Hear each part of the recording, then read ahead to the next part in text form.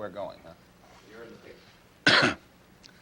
Minister X, you have described the Muslim movement as a religious organization, and you've said that there are a great many misconceptions about your attitudes and stated views and purposes.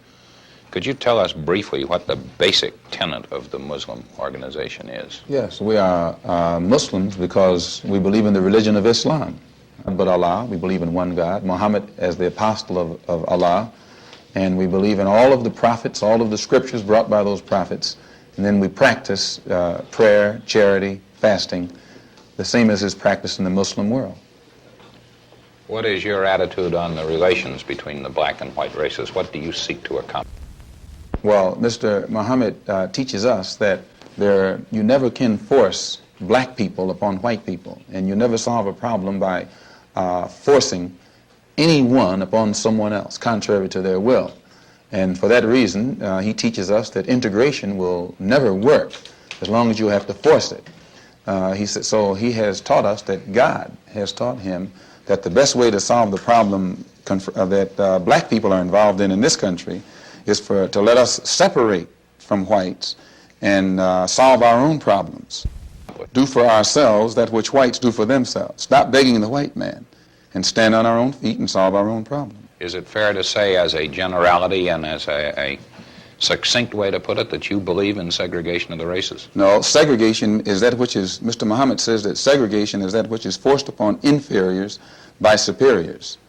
Separation is done voluntarily by two equals. You never refer to the Oriental community in which Orientals live exclusively as a segregated community because they live there voluntarily. Everything there is controlled by them. The economy, the politics, the civic organizations, but the Negro community is referred to as a segregated community because Negroes are forced to live in that community contrary to their will, and they don't control the businesses of their community. They don't control the politics of their community, nor their social life. Segregation. But we do, Mr. Muhammad teaches us that we do believe in separation, standing on our own feet among our own kind, and solving our own problems. And that's the only way you'll get a solution to the vital race problem in this country. What about the attitude we've heard expressed many times that the Muslims actually hate all white people? Is this true? I think that white people are so guilty, knowing what they've done to black people, that they feel if the deeds were reversed, they would hate the black man if he had done the same thing to them. So it's actually, it reflects a guilt complex on the part of whites when they ask us, do we hate them? And if you notice, Uncle Sam has formed the habit of going all over the world.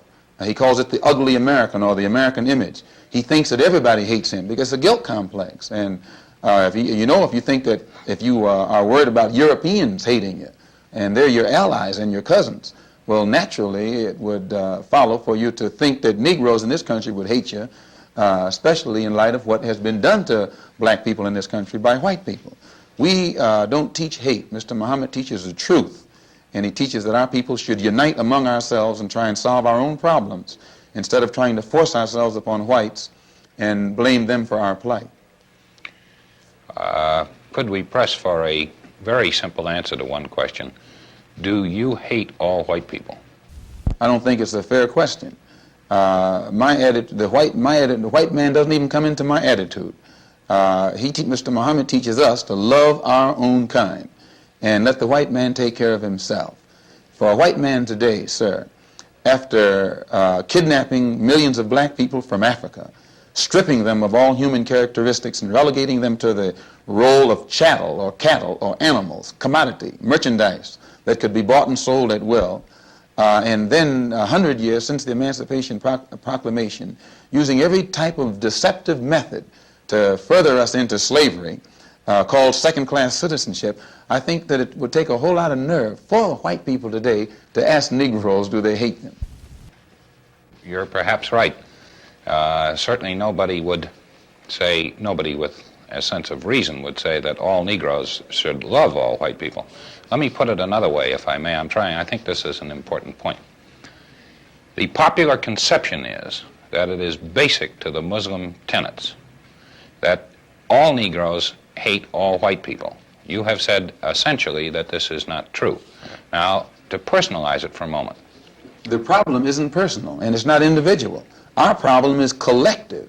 And just as Negroes suffer collectively from the collective attitude of white people in this country, you can't approach it on an individual basis. And this is where whites make their mistakes today. You should ask the Negroes who are being bitten by dogs after professing love for white people. If you notice, they accuse Mr. Muhammad of teaching hate. Well, Martin Luther King teaches Negroes to love all white people, no matter what they do to you, and the same whites whom he teaches Negroes to love stick dogs on him, stick dogs on their children, dogs on their women, and dogs on their babies. So I think it's very hypocritical on the part of whites to accuse Mr. Muhammad of a hate teacher because he says separation, and then stick dogs on Martin Luther King, who is teaching integration. It means that no matter what the Negro does, he is not going to get along with whites. So I think that Mr. Muhammad's whole philosophy is more intelligent than Mr. King's. The question of the Negro who is attacked by the dog hating the white man who is responsible for that certainly would not enter the mind of most rational people. It certainly would not enter mine. It would be just as wrong for him to hate me, whom he has never seen, because a white man in Birmingham set a dog upon him, as it would be for me to hate him simply because he's black and I've never seen him. Would you agree with that? Well, coming out of a courtroom just now, where 14 Negroes are being prosecuted by white prosecutors, being judged by a white judge, being brought before an all-white jury, makes it almost impossible for me to think that even the well-meaning whites number a sufficient quantity to bring about a situation where black people in this country, even those who love whites and trust whites, will ever get a fair shake or a fair break, even in the court. Again, I must say I think this is a generality. I don't think all Negroes should love all whites or vice versa. I think we have a right, all people have a right to be discriminated. Well, as Muslims, we judge a man according to his behavior, according to his conscientious behavior.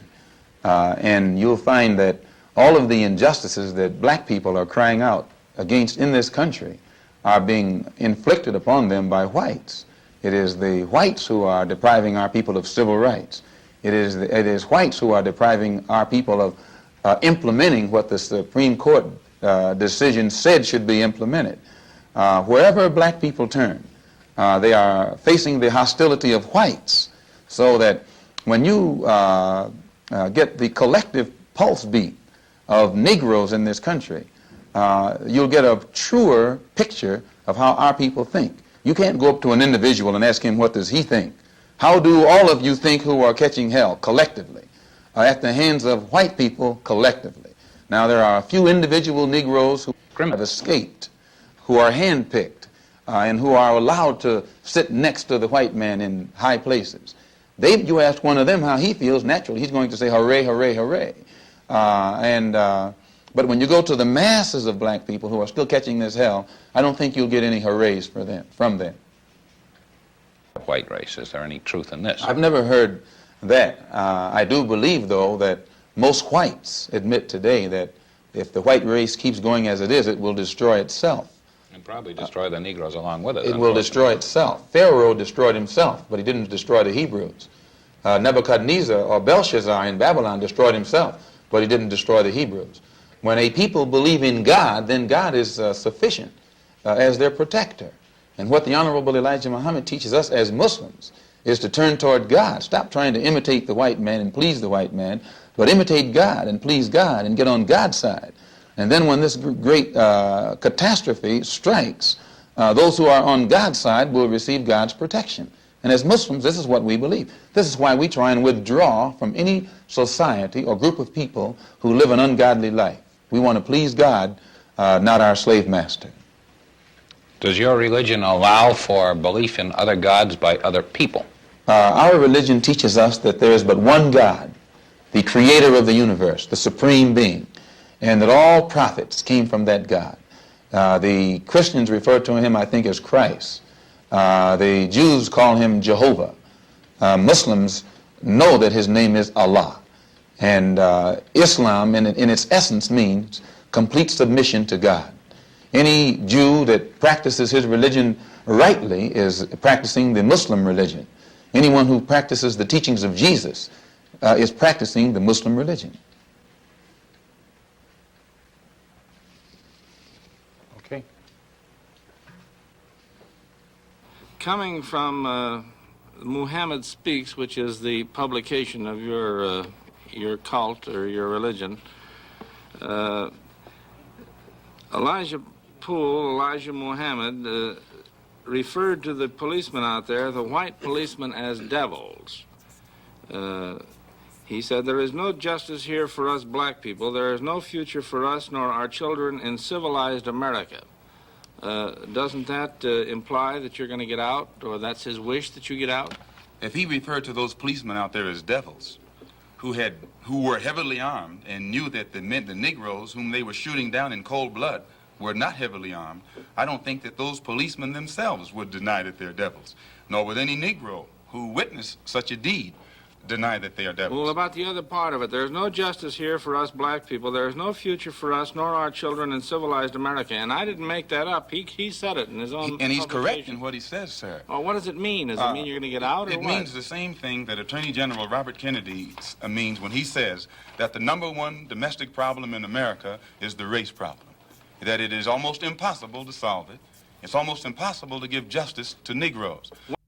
For a man who is a Catholic president, who himself was discriminated against for a long time and accused Protestants of practicing religious discrimination, I think that he is way out of line to use his position now as the first Catholic president to open up his mouth against a religious group here in this country that is headed by the Honorable Elijah Muhammad. If he's not going to open up his mouth and outright condemn the Citizens Council by name, and condemn the Ku Klux Klan by name, and condemn the white Masonic order, which is all white, by name, and the white churches in the South by name, then Kennedy is wrong to point at the Muslims because we are black and because we don't want to mix with the people down there.